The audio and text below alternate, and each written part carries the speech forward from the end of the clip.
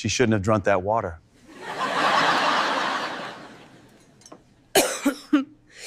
Good evening, everyone. The words were quiet, unnoticed, dismissed, until the coughing began. A camera flash hit the podium just as Ella Benton's knees buckled. She reached for the mic like it could stabilize her, but the glittering stage lights caught her eyes, already reddening. The room went too still, too fast. And only one man in the back wasn't surprised. Malik didn't move. He didn't flinch. He just watched her hand tremble, the way her fingers clenched her champagne flute, the one with condensation that shouldn't have been there. "Pull the water," he whispered to no one in particular. But the girl was already choking. You're not ready for what happens next. By the time the CEO stops talking, her daughter isn't the one everyone's watching anymore. Subscribe now before we hit the reversal that turns this gala into a courtroom. What's about to happen, you'll see. But just know this, no one checked who he used to be. They called him a janitor. Brown jumpsuit, scuffed shoes, head down, always one room behind the rich folks. But the woman on stage, the CEO, she'd forgotten something vital. Sometimes the cleanup crew knows more than the people in charge. And Malik? He wasn't here for a paycheck. He was here because of a promise. One he made to someone who'd never drink water from a fancy bottle again. He clocked the filtration label the second he stepped into the ballroom. Not standard. Not safe. Not even sealed the right way. But when he mentioned it earlier, softly, gently, to a passing intern, the girl laughed like it was a joke. "You watch too many TikToks, old man." He didn't correct her, he just kept moving. Zane's face flashed in his mind, framed by bunk bed bars and bedtime whispers. His son didn't understand why he worked the night shift. Why a man who used to wear command stripes now pushed a mop? He would. Someday. Where are you watching from? Because someone at that gala is about to learn, you don't ignore a whisper from the man who used to command decontamination units overseas. Not when the water starts tasting like silence. The coughing didn't stop. Not after the first one, not after the second. Ella stumbled back from the podium, the applause that had filled the gala minutes earlier gone. Murmurs rose like heat off pavement. Her mother, Claire Benton, CEO of Miras Water Global, stepped forward in 4-inch heels and controlled panic. "Sweetheart, you okay?" Ella shook her head. Her hand slapped the mic stand, knocking it sideways with a screech that rang through the crystal-lit hall. The first aide reached her, then another. Malik was already moving, weaving past security. He wasn't running. He never ran when it mattered. He'd learned that the hard way, in places where panic got people killed. He reached for his comm unit out of habit, then remembered. Here, they didn't give janitors radios. The table of Miras board members was half standing, trying to look concerned without dropping their cocktails. Claire didn't scream. Of course not. She was trained for this. PR mode. Smile with panic behind the eyes. "Someone call 911, she said calmly. "She's probably just dehydrated." Malik reached the edge of the stage. A server tried to stop him. "You can't be—" "She's aspirating," Malik said, voice calm but sharp. "You don't have time." He pointed at the water bottle near her hand. "Don't touch that." Claire turned. Her eyes snapped to him like knives. "Who the hell are you?" He didn't answer. He was already at Ella's side, tilting her slightly, checking breath, tongue, pupils. "Who are you?" Claire repeated, louder this time. The room started recording on phones. Malik didn't raise his voice. "Her airway's not closing yet, but it's going to. She's reacting to bacterial contaminants, likely gram-negative. Pull every bottle labeled Evian Reserve. Now." Claire laughed, a dry PR-seasoned laugh with zero joy in it. "That's our flagship product." "Then your flagship has a filtration failure." You don't get to. But her voice cut off as Ella gasped again. The sound turned heads. It wasn't dramatic, but it was raw. Malik turned to one of the paramedics, finally breaking through the crowd. You got atropine? Broad spectrum of V antibiotics? If not, I've got kitchen-grade substitutes that'll stabilize her long enough. The medic paused. Who are you again? Malik didn't look up. I'm the guy who tried to stop this. Claire stared at him like he'd just grown a second head. He saw it happen. The mental calculus. He wasn't wearing a name tag. Just that beat-up brown uniform. Just a janitor. And yet, no one else knew what to do. Her daughter's life might depend on the man who just issued orders with military precision and didn't blink. Somewhere behind him, someone whispered, "Is he a doctor?" No one answered. But Malik didn't need them to. He was already rolling up his sleeves. Claire didn't move at first. Her heels remained planted on the stage floor, one hand gripping the edge of the podium like it was a tether to reality. Ella's wheezing breaths filled the silence. Cameras blinked in and out, unsure whether to keep filming. Malik was already at work. Get her upright, he said quietly to the nearest medic, who obeyed before realizing he hadn't given the order. Ella's face had lost its color. Her skin was damp with sweat, eyes unfocused, lashes fluttering. Malik steadied her chin with his hand and tilted her slightly to the left, careful not to disrupt the airway further. His voice stayed calm, never loud, never panicked. He pressed 2 fingers against her neck, faint pulse, fading fast. This is a systemic response, he said. What she drank bypassed filtration, her body's reacting to either residual organic matter or bacterial byproduct. You need to flush it now, or her throat's going to swell shut. Who are you again? The second medic asked, frowning. The question went unanswered. Malik's gaze swept across the bottles lining the serving trays, frosted glass, elegant gold labels. Evian Reserve, embossed like a trophy. He picked one up with a napkin and turned it slowly in his hands. Claire finally snapped out of her daze and stormed forward, grabbing the bottle from him. Give me that. You're not qualified to touch our product, she said, her voice low but edged with panic. This has been tested, purified, and triple verified. There's nothing wrong with it. Is that why your daughter's convulsing? Claire flinched. Malik turned back to the medics. Does she have any known allergies? No, Claire said before they could answer. None. Then it's the water. He gestured for an assistant to bring a bucket of ice from the buffet. I need ice and a clean glass. She's going to need to vomit or this doesn't end well. Claire looked around, desperate to regain control, but the spotlight was no longer hers. Phones were still raised. A few attendees had begun to live stream the moment. A hush rolled over the crowd like fog. This wasn't just a minor incident, it was turning into a corporate reckoning. Stop this now, she hissed. You're not a doctor, you're a janitor. Malik didn't blink. I'm also a father. And right now, your daughter needs someone who knows what untreated Pseudomonas contamination looks like in real time. The name hung in the air, heavy. Foreign to most, but terrifying to those who recognized it. The assistant returned with ice. Malik took it and placed a handful into a napkin, then applied it gently to Ella's throat and wrists, trying to reduce systemic shock. She needs to throw up, he said again. Or get epinephrine. Do you have an EpiPen on site? Claire opened her mouth, then closed it. Her board members were frozen.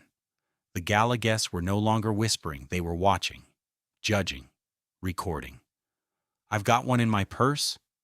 A young woman near the front called out, rushing forward. Malik took it without thanks, just a short nod, and prepared the dose. She's not allergic, but the response is closing her airways the same way. This might buy time. He injected it into Ella's thigh. Seconds passed. Her eyes fluttered. Another wet cough escaped her throat, and finally, she gagged. He moved her to the side, helped her lean forward, and placed the napkin beneath her mouth just as she vomited the water back up. The crowd recoiled, but Malik leaned in, watching the fluid, inspecting it for color and consistency. He caught a faint chemical trace. Metallic, earthy, wrong. Ella slumped against him, too weak to hold herself upright. Her breathing wasn't better, but it wasn't worse. For now, that was enough. The medics took over from there, loading her onto a stretcher with far more confidence than they'd had earlier. One of them looked at Malik with new eyes. "You military?" "Used to be," he said. "Chemical Safety Division."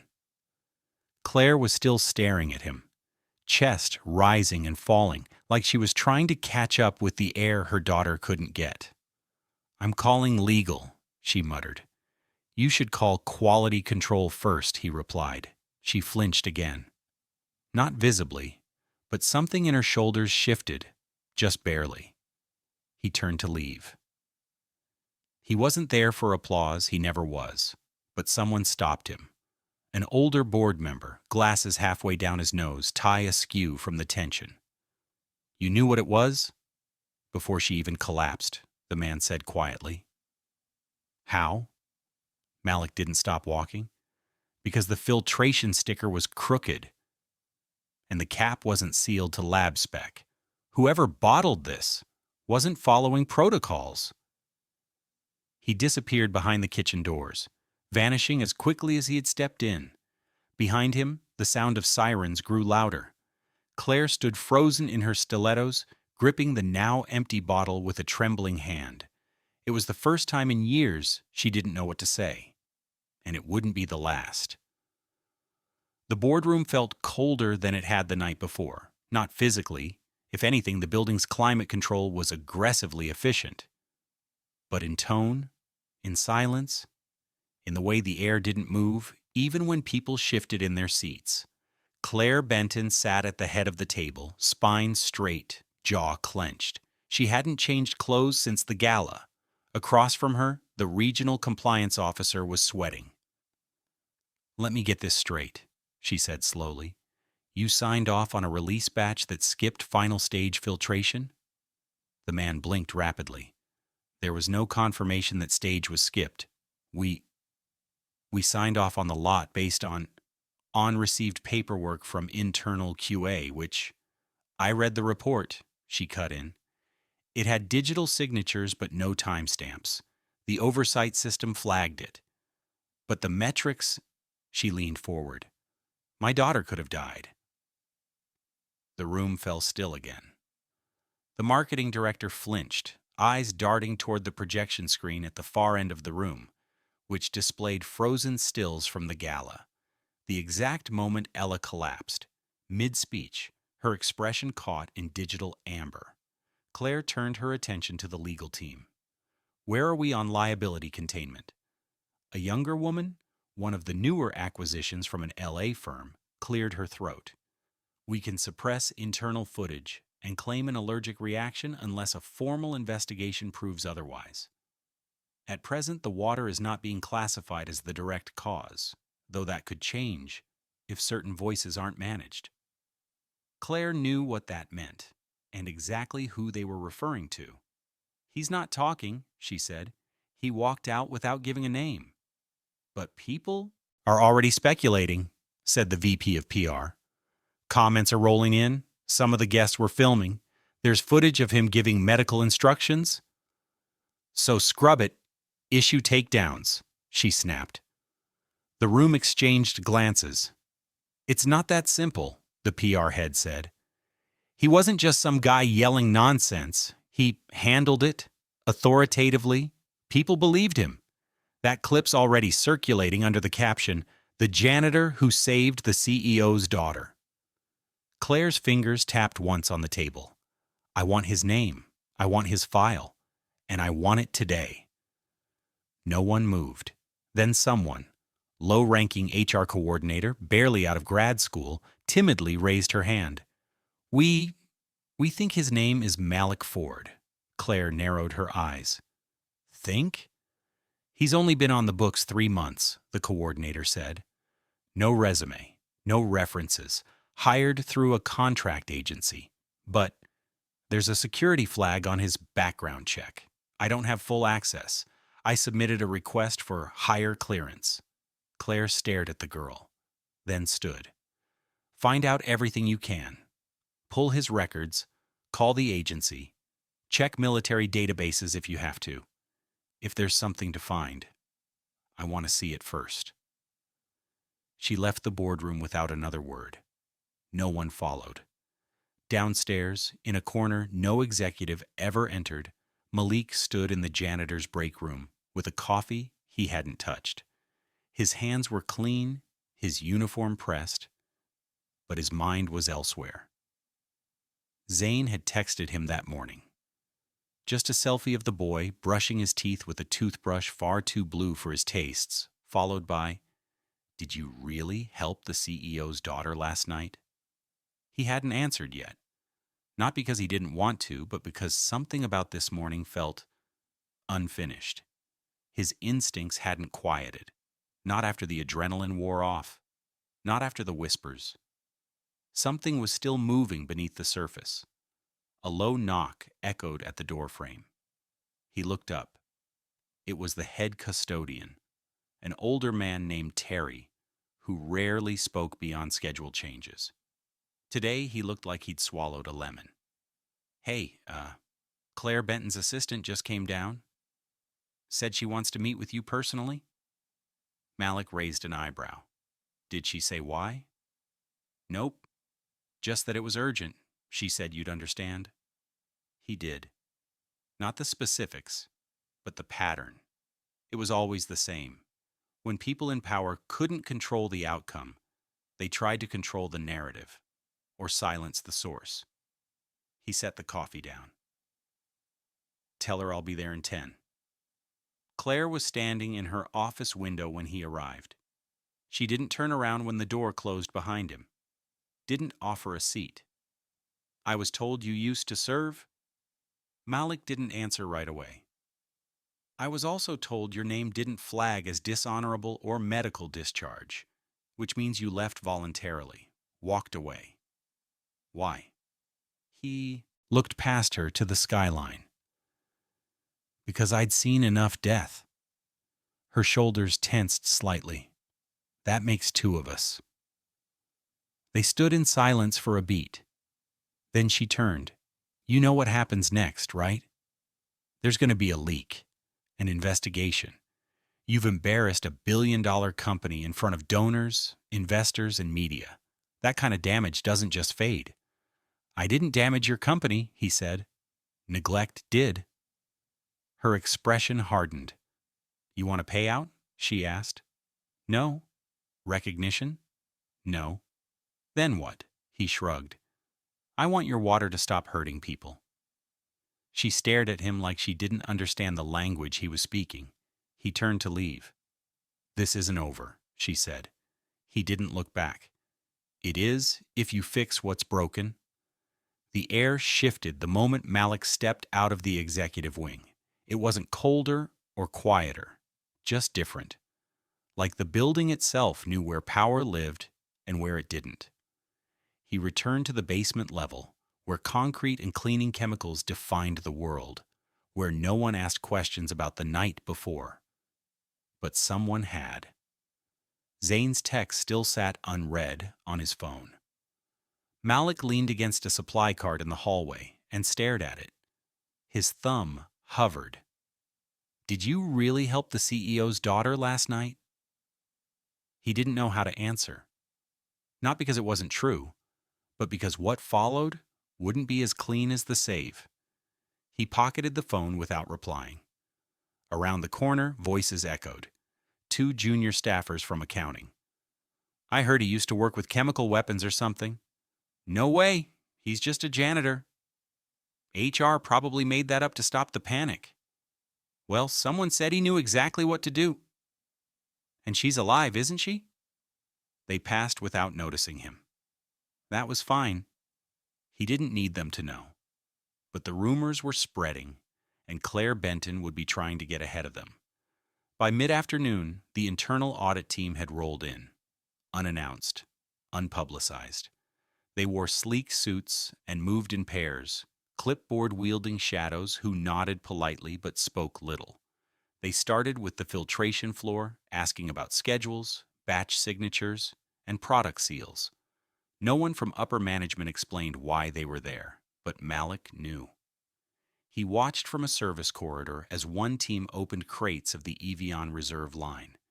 The inspectors took samples, swabbed valves, and documented everything.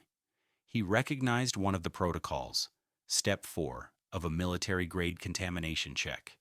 Not standard corporate practice. Something had spooked them. And not just the video clips. In the loading dock later that day, he found the clue he didn't know he was looking for. An unsealed pallet of Evian bottles sat pushed halfway into a recycling chute. The packaging was intact, but something was off. No production date, no serials on the caps. He stepped closer. These weren't factory rejects. These were pre-launch prototypes. He bent down and brushed the dust from one of the boxes. A slip of paper stuck between the bottles caught his eye. He pulled it free. It was a partially shredded inspection tag, hand-initialed, not digitally scanned. The section for chemical filtration had been crossed out in pen. A note scribbled beside it read, "Visual batch cleared. PR green light, expedite. No lot number, no chain of custody, no filtration certification." He stared at the handwriting. Expedited for PR. It wasn't neglect. It was deliberate. The bottles hadn't bypassed filtration by mistake. They'd bypassed it for marketing. The visuals had taken precedence over the science. He looked up at the loading dock camera. It blinked red. Recording. He turned back toward the freight elevator. Upstairs, Claire's office smelled like tension masked by citrus polish. She wasn't alone. A man in a tailored suit leaned over her desk, murmuring something. Legal counsel. Her posture was stiff, defensive. A woman in PR stood off to the side, eyes glued to a tablet, monitoring media fallout. The door knocked once, then opened. The assistant from earlier, nervous, always overcorrecting, stepped in. We've identified the original water batch." Claire didn't look up. "Contaminated?" "We don't know yet, but it appears the inspection stage was signed off manually, not digitally, and the lot wasn't logged through the usual pipeline. There's also a discrepancy between the launch date and the actual production date." Now she looked up. Meaning? The assistant swallowed. "It was pushed through faster than protocol allows. Likely for the gala." The man in the suit cursed under his breath. Claire's jaw twitched. "Find out who authorized that lot," she said. "Now." By the time the evening shift began, Malik had left the building. He didn't clock out. He rarely did. The agency handled that part. What he needed now wasn't rest. It was clarity. He sat on a worn bench across the street from the Mirror's Global Tower, a thermos in one hand, Zane's unopened text in the other. He finally typed, "Yeah, she's okay, but it's not over yet." A reply came almost instantly. "They gonna fire you?" He stared at the screen. He thought of the inspection tag, the visual batch green light, the missing paperwork. He thought of the girl's coughing, her body rejecting the water everyone had been told was pure. Maybe. Zane's next message came after a pause. "It's okay. I'd rather have a dad who gets fired for doing the right thing." Malik sat back, letting the city's noise settle over him. The kid had his mother's clarity, her unwillingness to back down, her damn stubborn moral compass. He was quiet for a while, letting that land.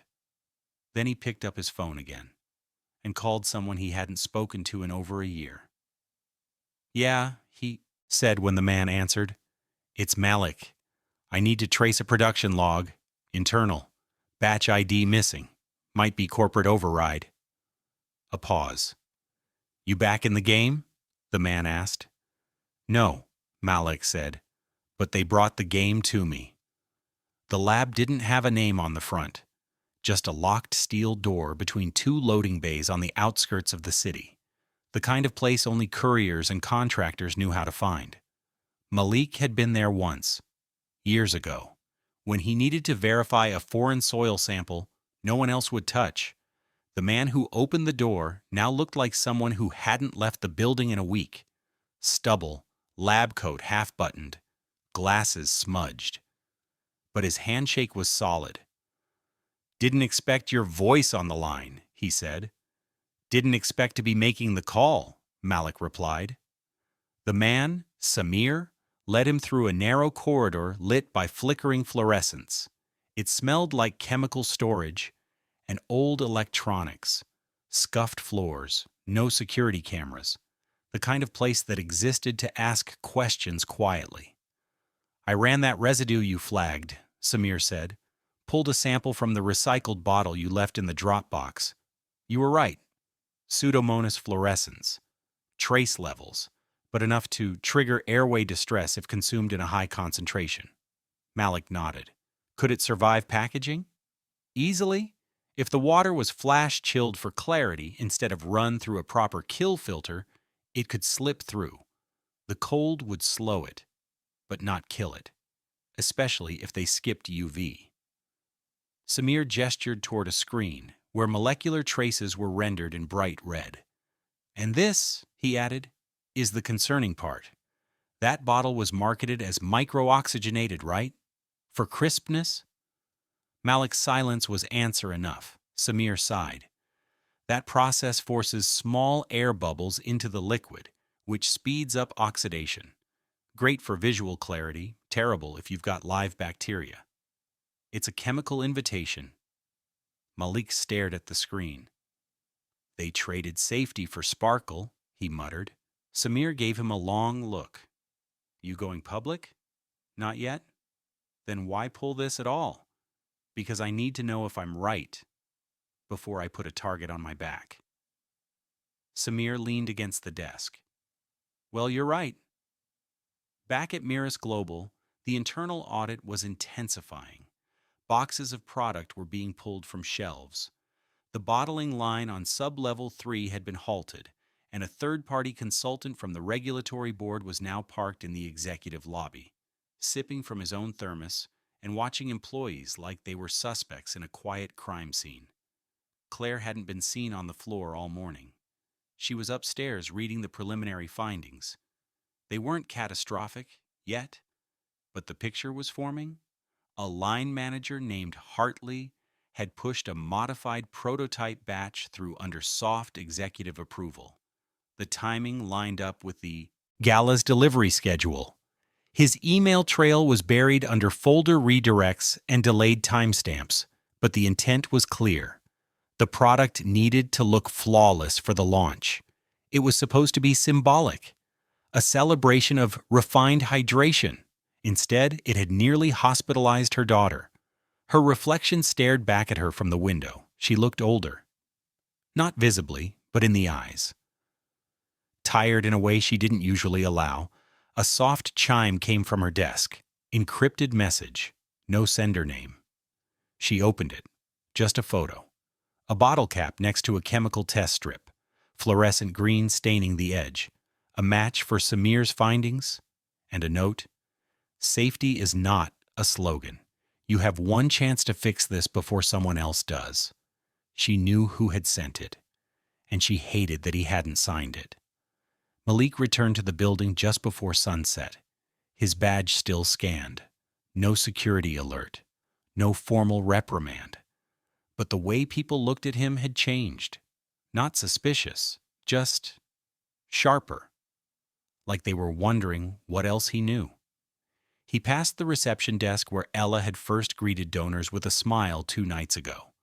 The carpet had been shampooed, the podium removed, but the air still carried tension. In the janitorial supply closet, taped to the inside of the door, was a note, folded, unsigned, printed on Mira's letterhead.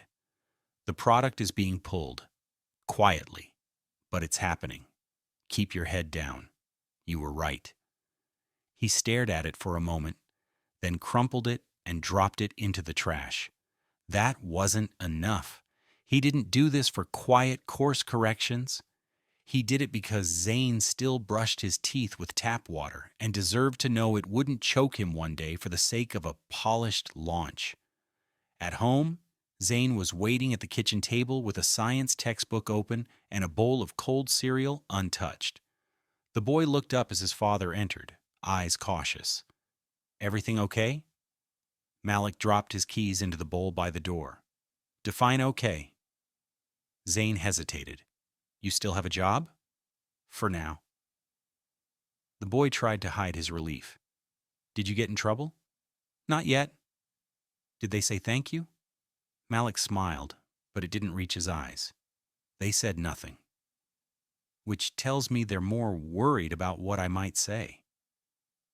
Zane stared down at the textbook. "You're not going to say it, though, right?" Malik leaned on the counter. "Why?"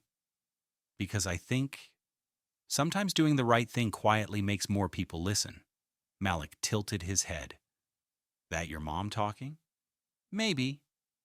Malik nodded slowly. "She was usually right." He walked over and sat beside him, flipping open the textbook to the diagram of a filtration system. "Let me show you what they skipped." The press found out anyway. It started small, a 3-paragraph blog post buried under local news. Controversy at luxury water gala. Yer Wangchui Yu Fierce Diu CEO's daughter hospitalized after onstage collapse. No mention of Malik. No mention of bacteria, just questions. Phrases like unconfirmed cause and corporate silence. Then came the photos. Grainy stills from the gala. A young girl, mid-collapse. A man in brown overalls kneeling beside her, hands on her wrist. Calm amid chaos. That was all it took. Within hours, Mirror's water trended. Not because of Ella Benton, because of him. Users reposted the clip with captions like, "Why did the janitor know what to do before the medics did?" "Who is the man they're not naming?" Claire read every word. She sat in her office at 2 a.m., alone, but not tired. Her daughter was sleeping again. The worst behind her. But the rest of it, the backlash, the scrutiny, the quiet emails from board members asking if the product rollout should be paused, none of that had subsided. Her phone buzzed with a message from legal. The Morning Herald is planning a feature on the Water Gala incident. No formal comment request yet, but it's coming. She stared at the phone, then at her reflection in the darkened window. They wouldn't protect her legacy. They'd protect the brand. And if the brand needed a scapegoat, they wouldn't hesitate.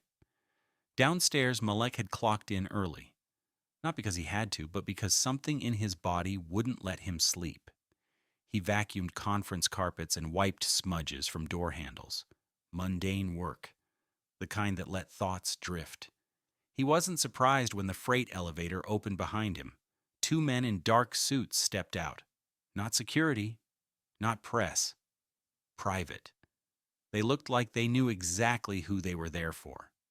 "Malik Ford?" the taller one asked, voice crisp. Malik didn't answer right away. He finished wiping down the wall panel, then turned. "Depends who's asking." "Internal Compliance Task Force," the man said, flashing a temporary badge with a Mirror's global watermark.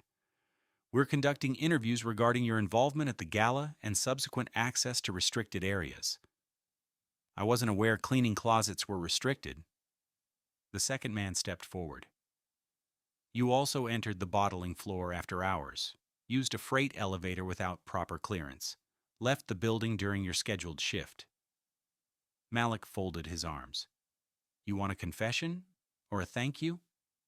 Neither of them blinked. The first one said, "We need you to come with us." Malik looked at the elevator. "No," he said. "You want to talk? You can talk right here. I've got nothing to hide."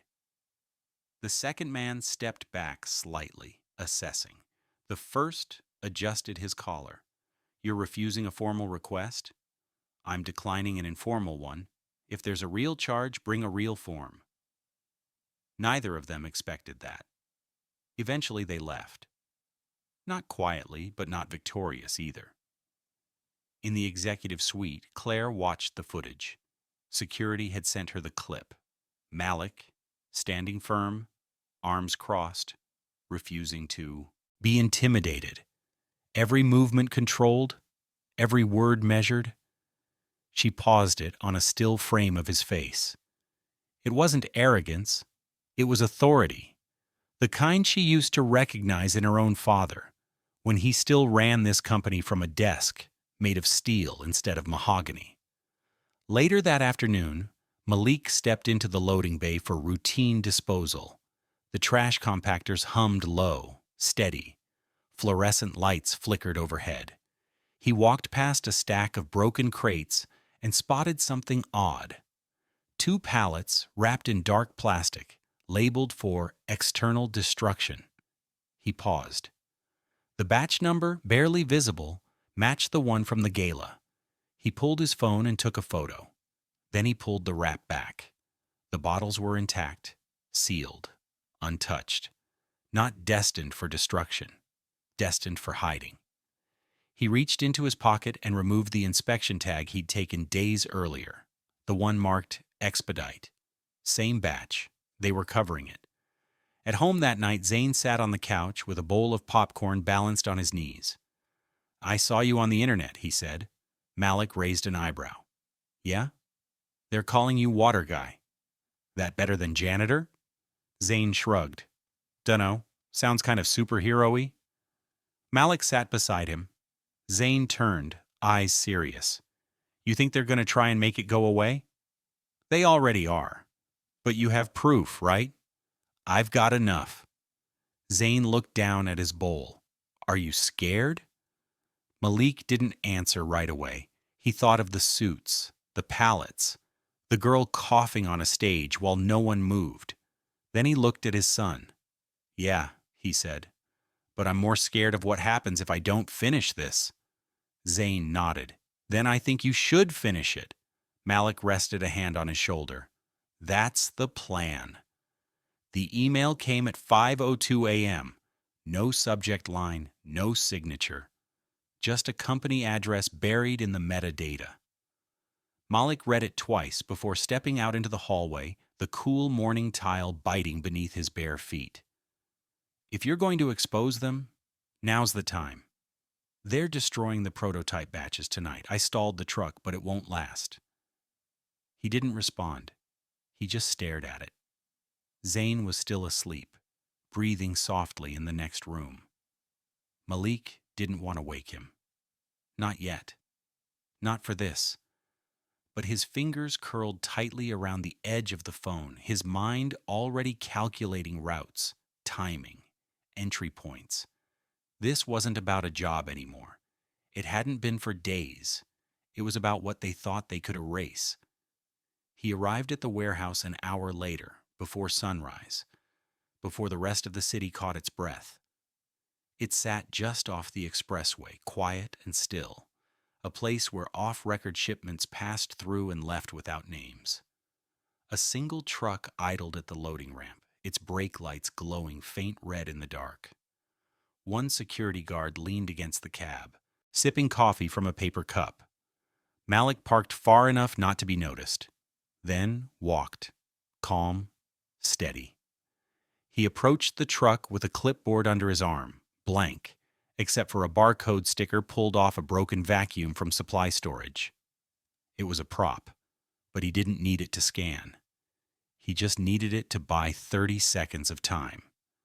Morning, he said, nodding at the guard. The man frowned. You with freight control? Contract team, Malik replied. Got a reroute for the batch going in? No one told me. They never do. The guard looked at the clipboard, then back at the warehouse. Malik held his breath. Then the man sighed. Figures. Everything's last minute this week. He waved toward the bay. They're just sealing the last crate. Inside, two workers in plain gray uniforms were prepping the shipment manifest. The plastic-wrapped pallets were already stacked and strapped down.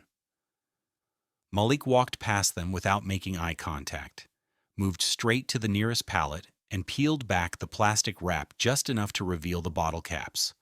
No batch sticker, no test verification, just pristine glass and a marketing insert. He reached for his phone and started recording. One worker turned. "Hey, you can't be in..." Malik flashed the badge he'd kept from the agency days. A laminated ID no one here would know how to read, but looked just official enough. "Compliance recheck," he said. "Continue sealing." The man hesitated, then shrugged and went back to his work. Malik finished scanning each crate, whispering the codes under his breath as he filmed. The caps matched the defective lot. Every bottle, undisclosed, unregistered. He stepped to the back of the truck and paused, then removed a black marker from his pocket and wrote 3 words on the inside panel of the cargo door. Lot 11B, check seals. He didn't expect it to last long, but maybe someone, somewhere down the line, would see it before they looked away. By mid-morning, the office was bracing for the headline. Claire sat at her desk with the television muted. The morning show anchor's lips moved silently as footage of the gala played in the corner of the screen. Every media outlet now ran their own theory. Some claimed it was a fluke. Others pointed to safety protocol failures. One even suggested sabotage. But the most damaging voice was the one they couldn't trace, the anonymous insider leaking production files to an independent watchdog site. Photos, memos, test result overlays. And now, the clip of a brown uniformed man filming pallets at dawn. The footage was blurry, but clear enough. Claire paused it, watched his face appear under the security lamp as he moved between crates like a surgeon checking vital signs. He wasn't guessing. He knew. Her phone buzzed. It was legal. Again. "We need to release a statement," the voice said. "Control the narrative." "What are you suggesting?" "That we lean into the human angle. Frame it as a heroic act. A low-level employee stepping up to protect the company. Spin it." Claire's throat tightened. "He's not going to be anyone's mascot. Then he'll be someone else's weapon." She hung up without answering. That afternoon, Malik returned to the main floor. No one stopped him. No one greeted him either. The silence had shifted again, from suspicion to tension. He walked past the break room, past the janitor's closet, past the elevators that didn't stop for people in his position, and straight into the executive stairwell. He climbed 27 flights, no security badge, no escort. He knocked once on Claire Benton's door. She opened it herself. They stared at each other. He handed her a sealed envelope. Inside were the test results from Samir's lab, printed and notarized. "I don't care what you say to the press," he said quietly, "but you're going to recall every bottle from that batch." She didn't speak. "If you don't," he continued, "this ends up in front of the FDA by morning, with video, with timestamps, with your daughter's name blacked out. Because I'm not here to punish her." Claire glanced at the envelope, then at him. "You're not going away, are you?" "No," Malik said, "but your silence is." Claire didn't respond right away. She stood there with the envelope in her hand, its weight far heavier than the pages inside. Malik didn't move. He didn't press her, just waited. When she finally turned back into her office, she didn't ask him to follow. He did anyway. The door clicked shut behind them. Outside, the city moved. Phones buzzed. Emails circulated. But inside that office, time stalled. She walked to her desk and sat down slowly, placing the envelope flat on the glass surface like it might detonate. "You know what happens if I sign off on a full recall?" she asked, eyes still on the paper. Malik remained standing. "You lose money. I lose board confidence. Investor backing, maybe even the company itself. And if you don't sign it, he asked. She met his eyes. We both know what happens then. He nodded once. A long silence stretched between them. Then quietly she opened the envelope and scanned the first page. Her fingers hovered over the second, then moved through the rest with grim efficiency.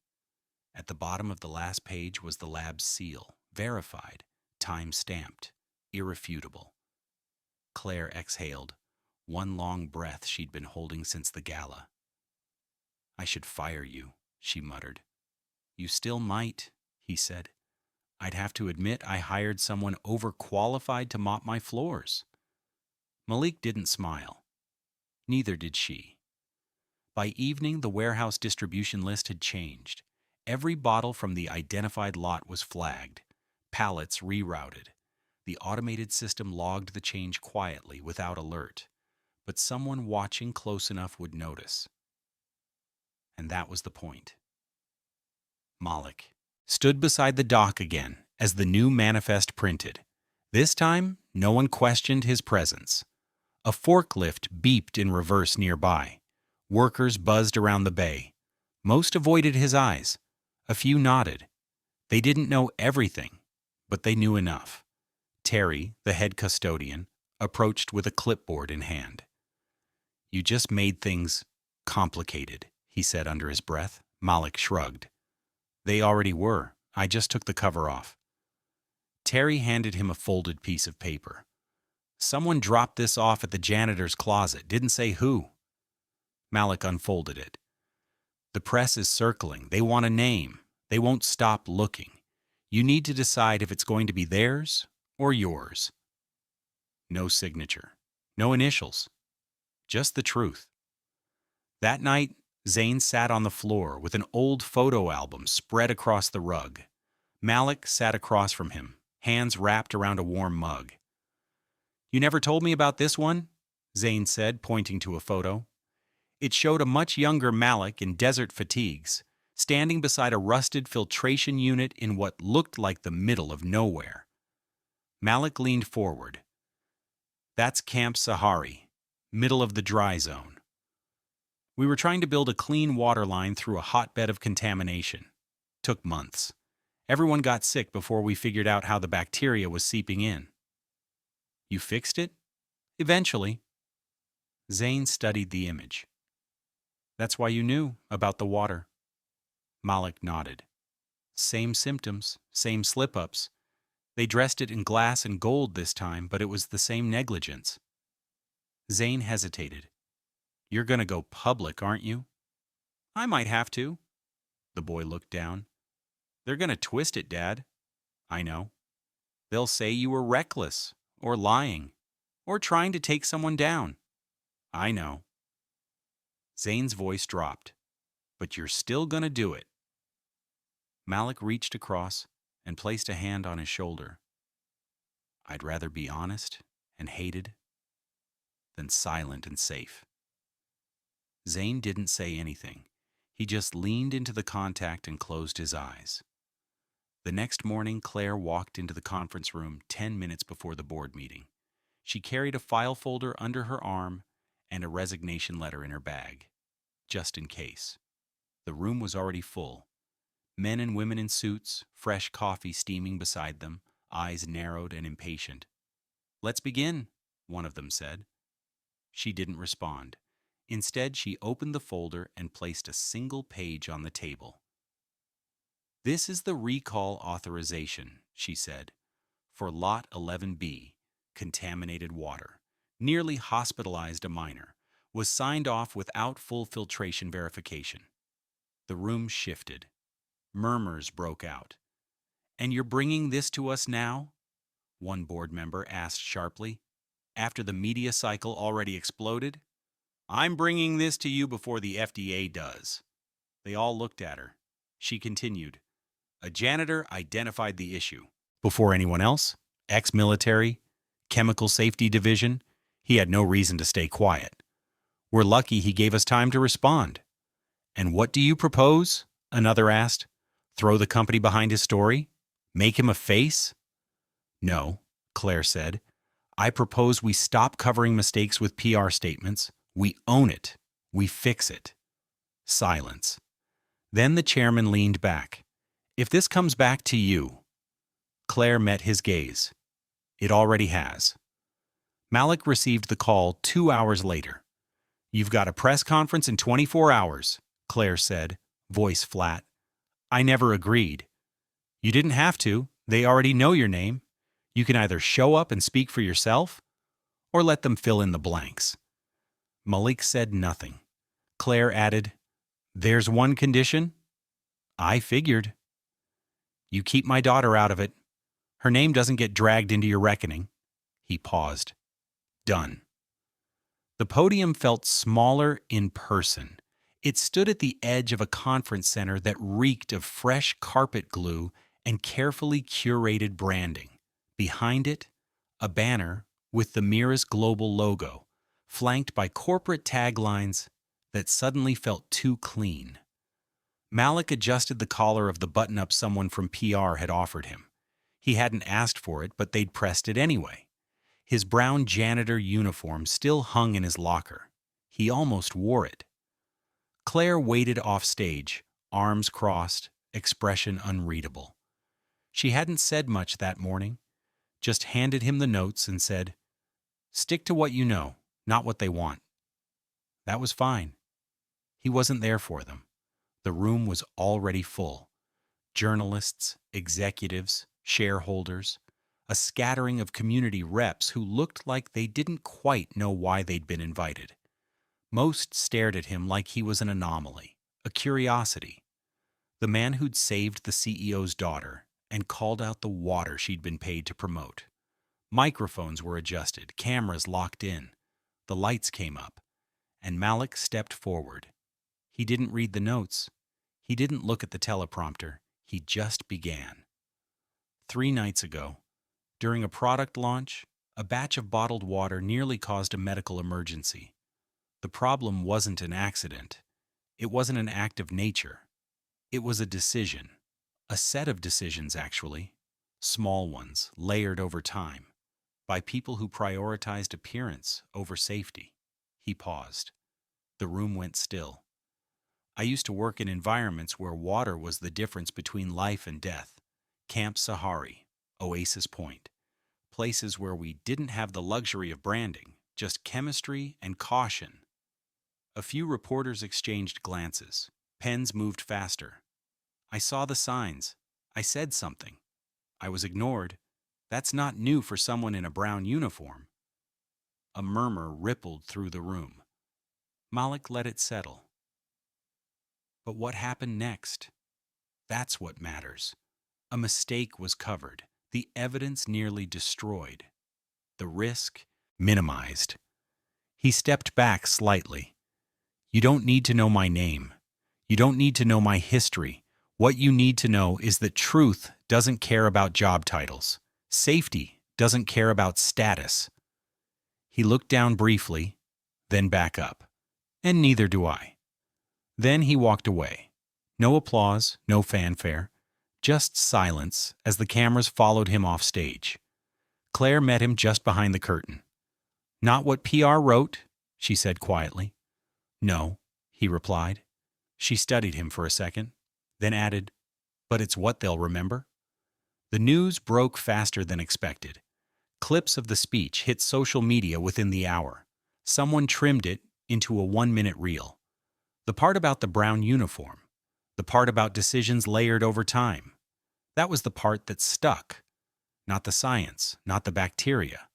The admission that someone without power had still been right. And that someone with power had chosen to listen. Late, but just in time. The headline ran across the major outlets by afternoon. Janitor turned whistleblower speaks. Truth doesn't care about status. Malik turned off his phone after the third call from a podcast producer. That night, Claire sat across from Ella in their living room, legs curled under her, blanket wrapped tight. You didn't have to protect me, Ella said softly. Claire looked up. I wasn't protecting you. I was protecting your name from something that was never yours. Ella gave a small nod, but her eyes stayed on the screen. A paused image of Malik mid-speech. He didn't even mention me. Claire smiled faintly. That's because he wasn't saving a reputation. He was saving the truth. The next morning, Malik found an envelope taped to his locker. Inside was a contract offer, temporary, consultant status, with full benefits and hazard pay. Role, safety oversight consultant, reporting directly to the board. He read it twice, then tossed it on the bench. Terry walked in a moment later. You gonna sign it? Maybe. You'd be good at it. Malik smirked. That's what worries me. Terry chuckled. Don't worry, we'll still let you clean up the real messes. Malik didn't laugh, but he smiled. Later that day, in a quieter part of the building, Malik stood in front of the lobby plaque where the old mission statement hung, etched in bronze, untouched for years. It read purity, prestige, purpose. He stared at it for a long moment, then pulled a small cloth from his pocket and began to polish the surface. Not because it was dirty, but because people had stopped looking at it like it mattered. At home, Zane opened the door before his dad could knock. You went viral again, he said with a grin. Still not sure what that means. Zane held up his phone. Means you're trending on at least 3 platforms. That good? Zane shrugged. Depends who you ask. Malik stepped inside, kicked off his boots. You do your homework? Yup. Brush your teeth? Zane grinned. With filtered water? Malik ruffled his hair, then walked to the kitchen and pulled down 2 glasses. He filled them both from the tap, held one out. Zane hesitated, then took it. They clinked their glasses together. Small gesture, big trust. Claire Benton stepped into the boardroom 10 minutes early. She didn't wait for everyone else to arrive. She laid out the documents, aligned the files, placed a single glass of water in front of her, not bottled, not branded, just tapped from the executive lounge sink, and took her seat at the head of the table. The board filed in slowly. Some were tense, a few visibly annoyed, the rest unreadable. No one reached for the water. When the doors closed, Claire didn't wait. You've seen the headlines. You've seen the numbers. Let's talk about what happens next. The CFO leaned forward. We've stabilized the market response for now. Releasing the internal memo helped. The memo didn't stop anything, Claire replied. It delayed the questions. The product is already being reformulated, another added. We can relaunch in 6 months. Claire shook her head. No, we won't. Confusion swept the room. We're not relaunching Evian Reserve, she said. We're retiring it, permanently. Voices rose immediately. That line costs $6 million to develop. We've already invested in... It's fixable. She let them talk. Then she raised one hand. The room fell quiet. I built this company to outlive me, not to outshine me, not to sell appearance over substance, and definitely not to treat its own employees as expendable. The general counsel tilted his head. You're referring to Ford? I'm referring to what he uncovered, what we almost let happen, and what it says about how we've been operating. A long silence followed. Then quietly someone asked, So what do you propose? Claire didn't hesitate. We're opening a new division, internal ethics and risk, non-executive oversight, full operational independence. The board exchanged uncertain glances. And who's running that? Someone asked flatly. She didn't answer. She just turned toward the door. It opened. Malik stepped in. No uniform, no suit, just plain clothes, clean and straightforward. No one said anything. He took a seat at the far end of the table. Claire looked around. Anyone who objects can submit their resignation with no loss of stock options. But make no mistake, this isn't a suggestion. Malik didn't say much in that meeting. He didn't need to. His presence did the work. But as the boardroom emptied, one member lingered behind. Older, sharp-eyed. He walked over to Malik slowly. "You know," he said, 20 years ago, I watched a man lose everything for speaking up in a room like this." Malik looked up. And? And I didn't say a word. "Back then," the man admitted, "I won't make that mistake again." He extended his hand. Malik took it. "Don't make us comfortable," the man said. "Make us honest." The next few weeks blurred into a rhythm. Meetings, reviews, late-night audits, emails from departments that hadn't spoken to each other in years. Every corner of the company dragged into daylight. Every shortcut documented. Malik walked through every office, not as a threat, not as a spy, but as something harder to dismiss, a witness who knew exactly what to look for. Claire gave him freedom. Somehow that made her look stronger. But not everyone liked it. Whispers surfaced, anonymous messages, hints that Malik's position was temporary, just a PR strategy in disguise. He ignored them, until one afternoon when he opened his locker and found a photo pinned inside. It was from years ago. Camp Sahari, his team standing beside a filtration tank, faces dusted with sand. Two of those faces were dead now, victims of a contamination leak no one had been held accountable for. He took the photo down slowly, carefully. There was no message written on it, because the message was the photo itself. Remember why you started. At home, Zane had started printing articles, clippings from blogs and independent news sites. They lined the side of his bedroom wall, quotes, photos, headlines. Not as decoration, but as reference, a reminder of what truth looked like when it wasn't filtered through profit. He taped up the latest one silently. Malik stood in the doorway. "You building a museum?" Zane turned. "I'm building memory. You think they'll keep talking about this next year?" "No." "Then I will." Malik nodded. The boy paused. "Do you miss it?" "Miss what?" "The old work, command, action, clean answers." Malik walked into the room, took one of the articles down, then held it up. "This was never clean," he said, "but it's the first thing I've done in years that doesn't feel hollow." Zane folded his arms. "I think you're more dangerous in janitor clothes." Malik raised an eyebrow. "Why's that?" "Because nobody sees you coming." The company changed faster than expected. Old structures dissolved. New training programs launched. Labels redesigned. And in the middle of it all, Malik stood quietly at the intersections, where truth met practice, where policy met people. Not demanding, not preaching, just present, visible. And sometimes that was enough.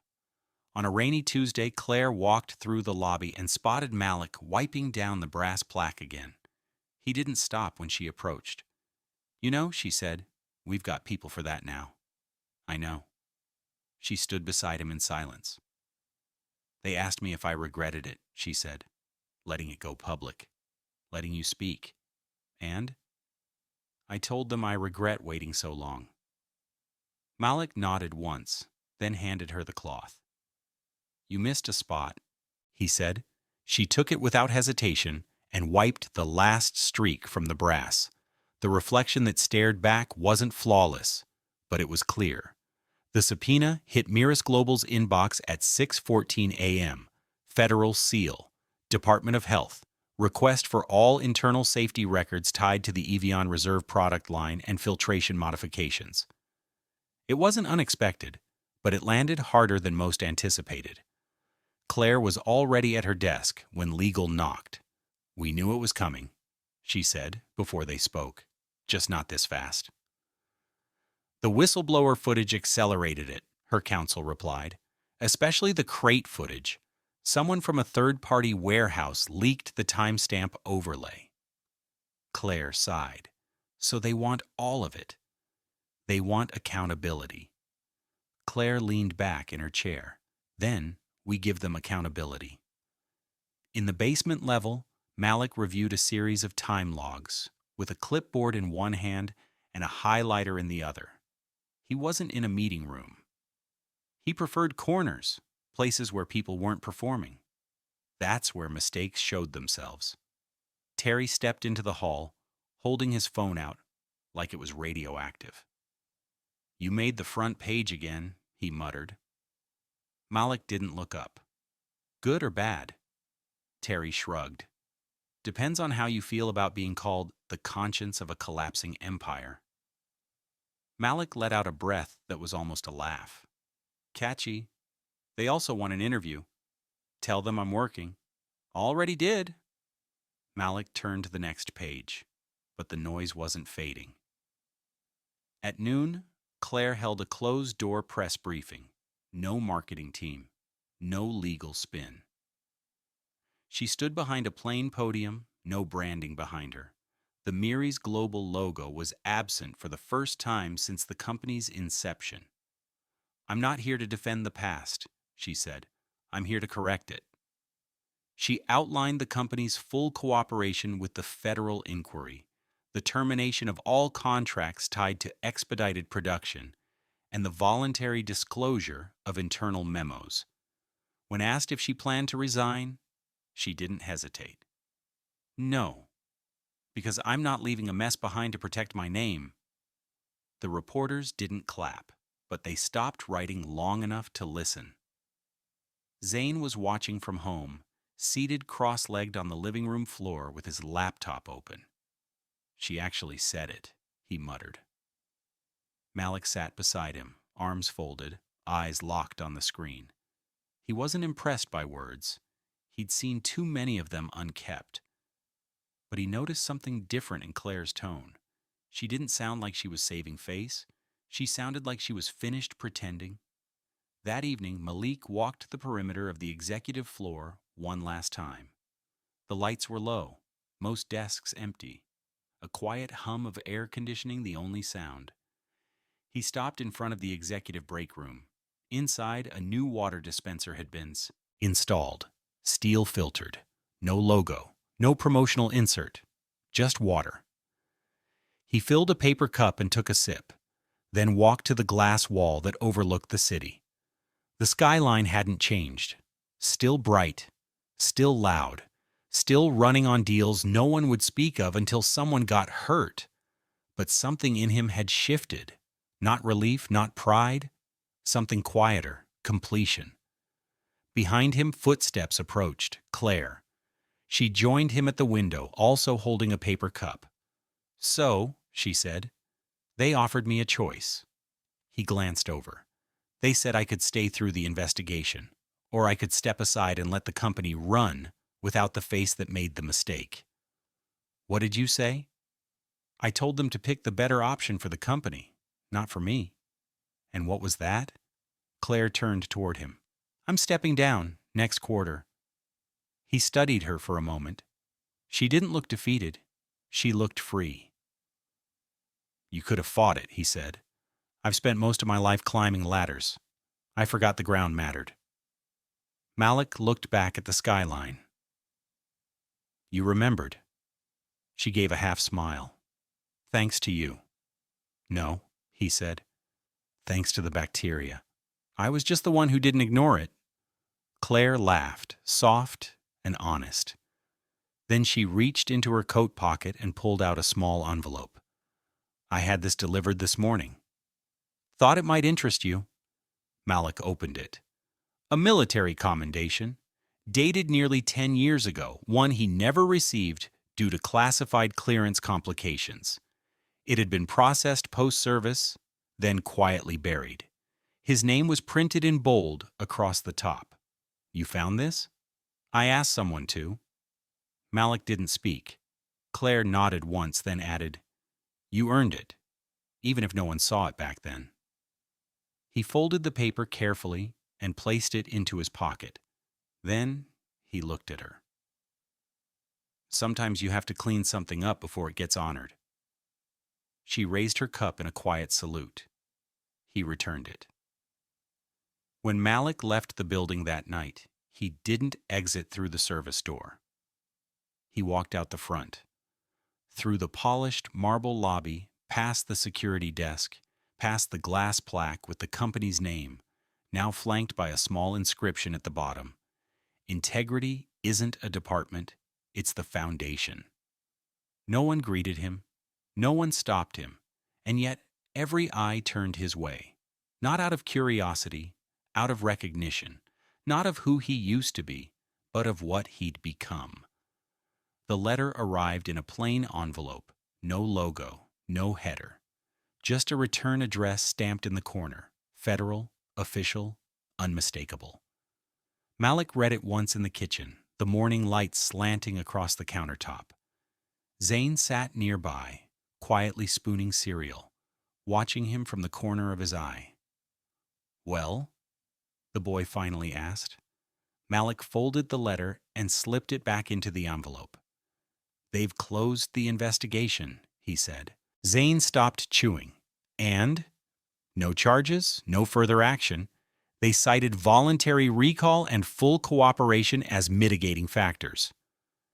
Zane nodded slowly. "That's good, right?" "It's justice," Malik said. "The quiet kind?" He poured himself a cup of coffee and leaned against the counter, the warmth grounding him. Outside, the city buzzed back to life. Horns, birds, early risers arguing into phone screens. Life hadn't stopped, but something had shifted. In him. Around him. He wasn't just reacting anymore. He was choosing. Later that day, he returned to Mirrors Global one final time, not as an employee, not as a whistleblower, but as a witness to the change he'd started. Claire had already vacated the corner office. The new interim CEO, a soft-spoken logistics executive with no public scandals and very little appetite for glamour, greeted Malik in the hallway like an equal. "You're welcome here anytime," the man said, extending a hand. "I know," Malik replied, shaking it, but he didn't stay. He walked the floor slowly, nodding to those who met his gaze. Fewer averted their eyes now. Some even smiled, not with fear or pity, but with something like respect. In the lobby, he paused beside the new installation, a glass case holding two objects. One, a capped bottle from the Evian Reserve lot, sealed, unopenable, symbolic of what was almost hidden. Two, a brass plaque that read, "One voice, one act, one truth can change the entire system." No name beneath it, just silence. That was how he preferred it. He and Zane spent the evening walking the edge of the old rail yard.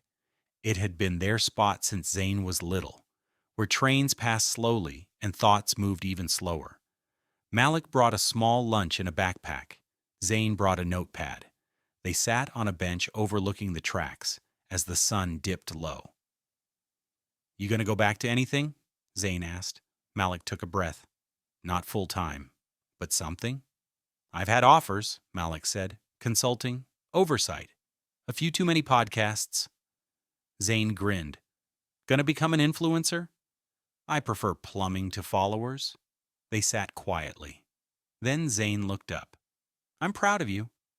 Malik turned, surprised. "Yeah? Yeah," the boy said.